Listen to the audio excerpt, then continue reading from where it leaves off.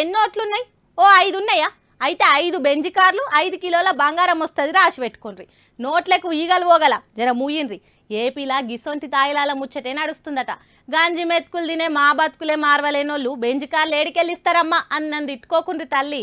ఈ ముచ్చట నేను చెప్పింది కాదు, ఏపీ సీఎం జగనాల్ సారే. ఓట్ల పండుగ వస్తేనే కామన్ జనాలు లీడర్ల కళ్ళకు కనబడతారు. ఓట్లు లేకపోతే మాత్రం ఒక్కరు కూడా వల్కరియరు. ఏపీ అసెంబ్లీ ఎలక్షన్లకు ఇంకో 2-3 నెలల టైం ఉంది కదా.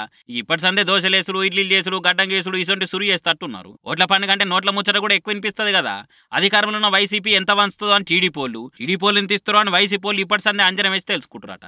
లేకపోతే సీఎం సార్ గిట్లెందుకు అంటాడు? ప్రజలే నాకు స్టార్ క్యాంపెయినర్లు, వాళ్ళ ఇంట్లో అందరికీ నేను ఇచ్చిన పథకాలు అందినాయి కాబట్టి వాళ్ళే నాకు ఓటేస్తారని ధీమాగా చెప్పిండు. మోసాలు చేసిన చంద్రబాబుకు స్టార్ క్యాంపెయినర్ గా దత్తపుత్రుడు వదినమ్మున్నారు కాబట్టి వాళ్ళకు పెద్దగా స్టార్ క్యాంపెయినర్ల కోసం దేవులాడే పని లేదన్నాడు. అంతేకాదు బీజేపీ కాంగ్రెస్ పార్టీలలో కూడా బాబు కోసం పనిచేసేటోళ్ళు ఉన్నారట.